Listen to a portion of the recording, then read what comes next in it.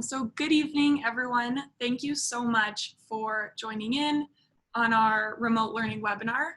Like Brianna said, my name is McKenna Keller, and I'm a communications specialist here at Adams 14. And my name is Christine Taniguchi, and I'm also a communications specialist at Adams 14. So if the Zoom platform is brand new to you, feel free to just kind of look around, do some click-throughs, and just kind of explore this platform. As I mentioned before, everyone will be muted for the presentation portion of this webinar. And then at the end, we'll have a question and answer session where you all are free to speak up and voice your questions and your concerns. So let's just take a moment to review our agenda for the evening while we give some of our other families a chance to log in. So I'm going to go ahead and share my screen with you all so you can see what I'm seeing. Alrighty. So this is our agenda for the evening. We're going to walk through our student and parent technology resources document. And the training portion is going to take about 30 minutes, and then we'll have the last 15-20 minutes to answer any questions that you all may have. Please also note that this session will be recorded, and it will be shared publicly and posted on our website. So if you, a couple days down the line, you feel like you forgot something or you missed something, you can always refer back to this recording. So obviously this school year is going to look a little bit different, but we're really excited to get back into our virtual classrooms and to resume learning just as safely as possible. As a refresher, our K through 12 students are going to begin the school year remotely on August 24th, and our preschool students will begin the school year remotely on August 31st. So if you still need any help kind of preparing for the start of the school year, please just feel free to get in touch with your teacher or your school staff. And a remote start can feel overwhelming for all of us. It's, brand new for a lot of us. So let's dive into some of the resources that we do have available for our Adams 14 families. So I'm just going to start out here on our Adams 14 homepage. You can always access our website by visiting adams14.org. And this evening, we're going to walk you through some important resources that are located on our frequently asked questions, or FAQ page. So you can access that by clicking on this article under recent updates.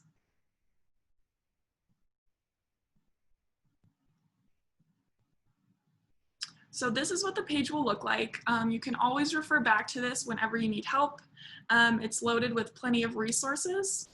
The first resource is this informational video right here. So let's actually go ahead and watch this video together to start.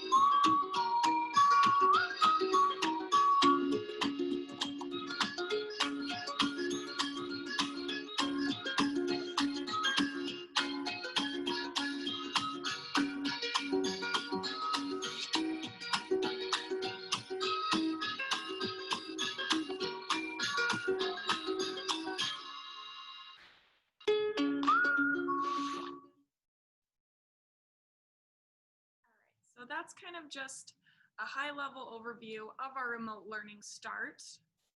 If we do scroll down, the next resource we're going to come across is our 2020-2021 Fall Restart Plan. So if you go ahead and click this link, it'll pull up the plan. And this document is going to have a lot more detailed information on our restart. So I'm just going to scroll down to the table of contents so you guys can see some of the categories that we do have in this plan.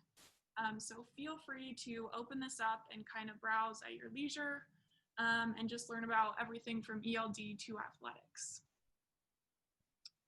So I'm just going to navigate back to our FAQ page. Then the third resource is actually the document that we're going to walk through together tonight. So we'll come back to that. The fourth resource is this webinar. And so although the links to participate are up right now, we are going to record this session and it will be placed here after the fact. So if you need to refer back to something, if you feel like you forgot something, this is where you will find recordings of this webinar. The final resource on this page is our FAQ section. So if you scroll down, you can see some of the common questions and answers that we've received over the past couple weeks. So if you do have a question, feel free to visit this page, look through our Q&A, and just see if we do have an answer up. So scrolling back up, I'm going to click on our Student and Parent Technology Resources document, which we are going to walk through together. So our Student and Parent Technology Resources document provides both self-paced video tutorials and step-by-step written guides in English and Spanish. And those cover Chromebooks, Kajit modems, Seesaw, Google Classroom, Clever, Google Meet, YouTube, and Google Account. So we're going to walk through some of these resources today and show you how to best utilize this whole document. So for some of us, this is going to be a little bit of a refresher, and for some of us, this is going to be brand new information. Either way, that's totally okay. Just remember to hang on to any questions that you might have until the end. We are here to support you. Please also know that our teachers and instructional staff are working around the clock, participating in professional development trainings to ensure highly engaging remote learning classrooms across the district. So back to our document, the Student and Parent Technology Resources document, again, contains both written guides, and those are designated with this purple book icon, and video, which are designated with a blue floaty bind. So at this point, I'm going to hand it over to my colleague, Christine, and she is actually going to walk us through one of these resources. Thank you, McKenna. I am now going to share my screen and discuss Chromebooks.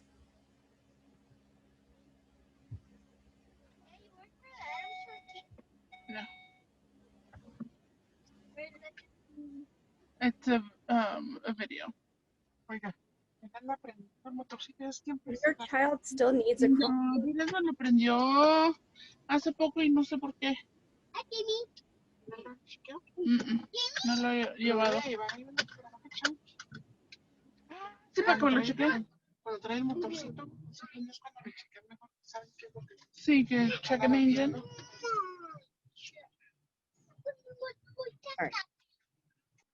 If your child still needs a Chromebook, please visit the Adams 14 homepage at adams14.org and then click on this Chromebook distribution article here. Oops. And that will take you to the Chromebook distribution webpage. And that provides a drive-through location and schedule. This is also where you will find more information on how you can receive a Chromebook. If you already have a Chromebook and need guidance on how to turn it on or on how to connect to a home wireless network, please reference the Student and Parent Technology Resources Guide that McKenna referenced. You can get there from our homepage. Click on, oops. Click here, scroll down, and then click on this link. In this document, you will find this information under Chromebooks, Quick Reference Guide. Again, as McKenna had mentioned, written instructional guides in this document are indicated by a purple book icon. Click on this link to open the document. So to turn on a Chromebook, follow the instructions provided in this document. First, by lifting the lid and confirming the Chromebook turns on. If it does not, press the power button as indicated in this photo for 1 to 2 seconds. If it still does not turn on, connect the power cord to the Chromebook on the side or in the back, and then plug the prong end of the cord into an electrical outlet. To turn off the Chromebook, close the lid or press the power button for 1 to 2 seconds and the computer should shut off. If you still need, or if you still can't turn your Chromebook on, or if you're having other technical issues, please contact your teacher. Next, let's walk through connecting to a home wireless network.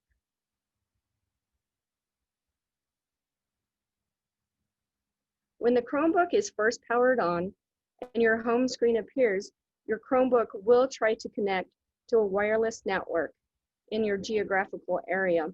A window will pop up, as you see here, and display a list of wireless networks that your computer detects. Click on the name of the wireless network that you have set up in your home. In the pop-up window that appears, as you see here, enter your password for your wireless home network, then click Connect.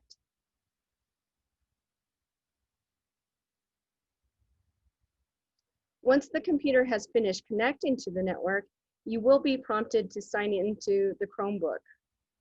The sign-in window will appear and you will be asked to enter the student's Adams 14 school email address. And right over here, once you enter it, click Next. You will then be asked to input the student's password. Enter that password in the password field and then click Next. Now let's discuss your child's username and password information. Your child's username consists of their first name, first initial of their last name, last four digits of their student number at adams14schools.org.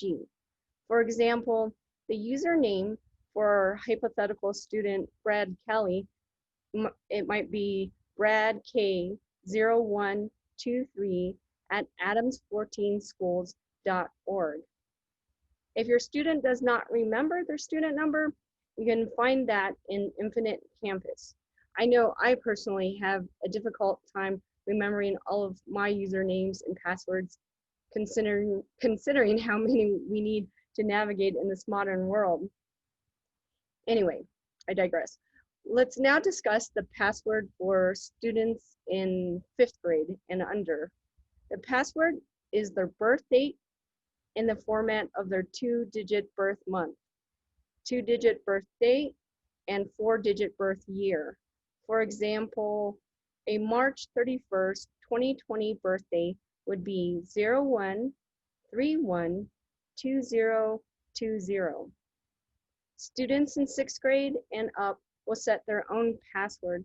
Please contact your teacher if the password needs to be reset. As a reminder, if you have any technical issues or questions, your teacher will be your first point of contact. You can follow this link right here to access step-by-step instructions on how to find your teacher's email address in Infinite Campus. So if I click here, the link will take me to the instructions. Now let's talk about low-cost internet options. Going back to the reference guide. The district is working to extend reliable internet connection into the parking lots of 4 schools to enable use without you having to leave your vehicle. To connect to these networks, use Adams 14-staff for district devices or Adams 14-guest for all other devices. There is no password required for Adams 14-guest Wi-Fi.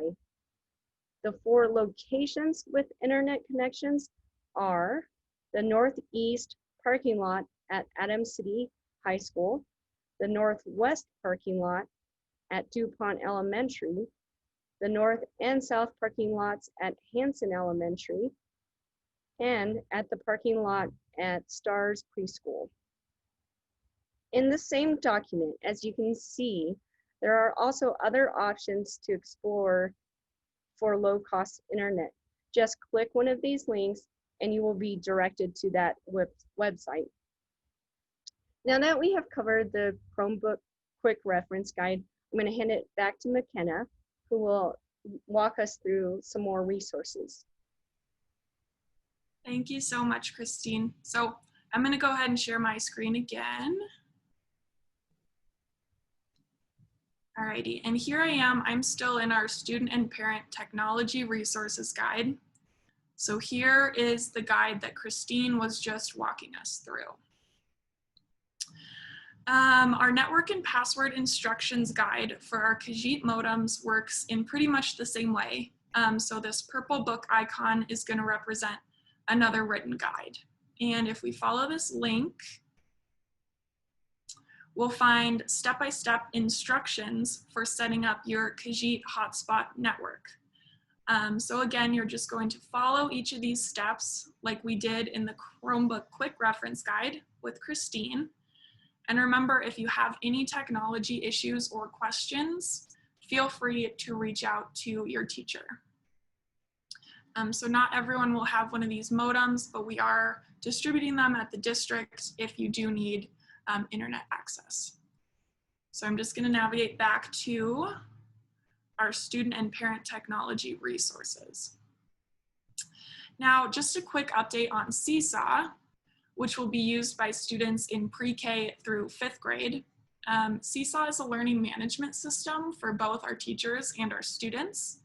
And this quarter, our teachers will be posting activities and assignments, and then students will log into Seesaw and they can respond and interact with those assignments. So Seesaw guides and resources will be added to our student and parent technology resources document in the coming days, and will also be distributed directly to our pre-K through 5 families. So Seesaw is currently working to set up your student's account, and you guys will have access here shortly. So if you have any specific questions about Seesaw in the meantime, please just feel free to send us an email at communications@adams14.org. Alrighty. Now let's cover Google Classroom, which will be used by students in grades 6 through 12. Google Classroom is another learning management system for both teachers and students. Teachers can post assignments, materials, questions, and activities. And then again, students will just log in and they can view and complete their work according to the due dates that are set by their teachers. So again, these blue play buttons are just going to represent informational videos that you can watch to familiarize yourself with Google Classroom. And then these purple book icons represent our written step-by-step guides. So let's just quickly review the logging into Google Classroom guide together. All right, so the first thing you're going to want to do is open up Google Chrome, and you'll do that by double-clicking on this Google Chrome icon. Then you'll just open up a new tab or type google.com into the search bar. And here you can see the Google web page.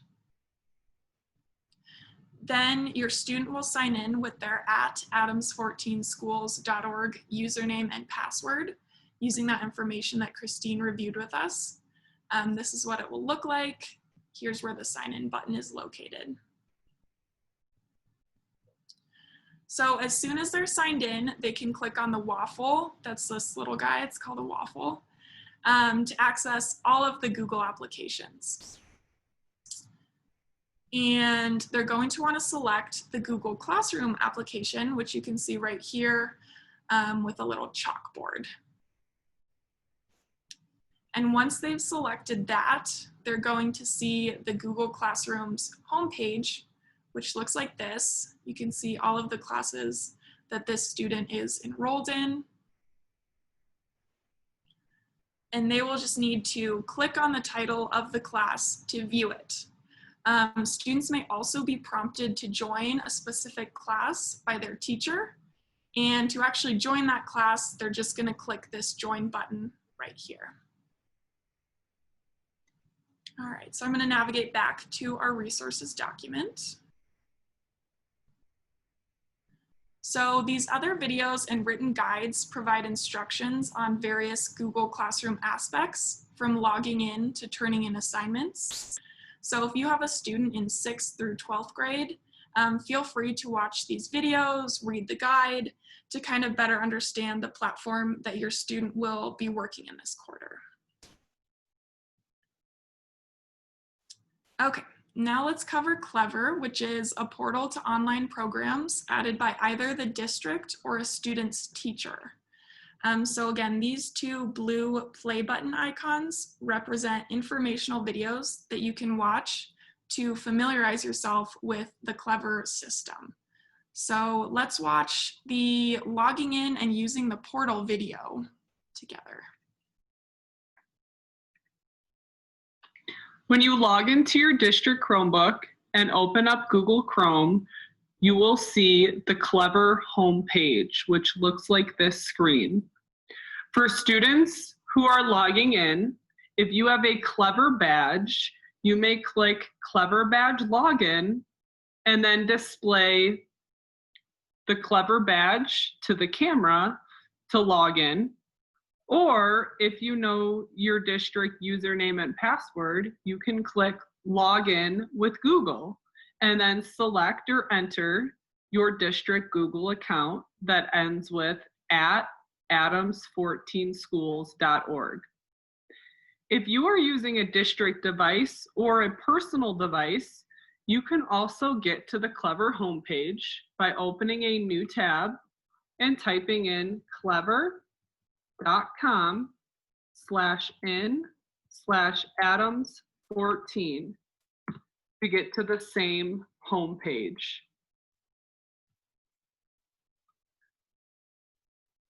Once I'm logged in to my Clever account, I can see my teacher pages. So these are pages that I can access where my teacher may have posted some links or apps for me to use. Your teacher may label these apps by categories. So they could say a title here, like maybe the name of the subject or the topic. If I click the back arrow, I can go back to this main menu and scroll down, or use the left side menu to view district student resources, top apps, top resources and bookmarks, optional choice boards, Clever help resources, and even more apps. Let's take a look. So under district student resources, we have a link that will take us to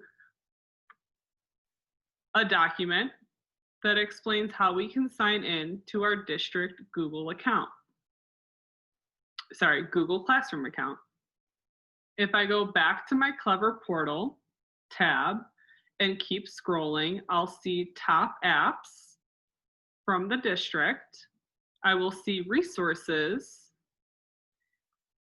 When I'm looking at resources, if you see the black question mark, you can hover over it. It will give you some more information on that resource. For example, If I were to use Myon, it is telling me that the username is Myon and the password is Reed. So that's really helpful information as a student so that I know how I can log in to that program. We have some optional choice boards for students, and you can see what grade levels it's recommended for because it's labeled. And if you are still having trouble with Clever, there is some information here on how you can get your Clever portal set up.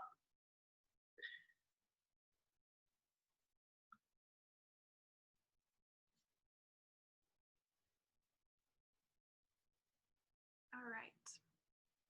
So that was logging in and using the portal. As you can see here, the other video details logging in with Clever Badge. So parents and students can both check out these videos to learn a little bit more about our Clever platform. Moving right along to Google Meet. Google Meet is a video communication tool that teachers use for live meetings with students. So these videos and written guides provide instructions on various Google Meet aspects. So similarly, parents and students alike can watch these videos and read these written guides just to learn a little bit more about our Google Meet platform. And as you may have noticed, many of these video tutorials are housed on YouTube. So if you would like to view any YouTube video, including any of these resources in another language, these links right here provide auto-translate instructions. So feel free to check these out if you need to access a video in any other language. Finally, let's just cover Google Account. Parents and students can watch both of these videos to learn a little bit more about their Google account, including changing the language of a Google Doc or changing the language of their entire Google account. So that marks the end of our student and parent technology resources document. And at this point, I'm going to pass it back to Christine, who's going to conclude our presentation and open it up to questions. Thank you, McKenna. So I know that was a lot of technical information for you all to digest. And if you are not someone who loves listening to technical information, and at moments found yourself drifting away, maybe because of your long work day or because you were planning what's for dinner, we have you covered. Don't worry about it. Just as a reminder, this session was recorded and will be public, so you can refer back to it at your own convenience.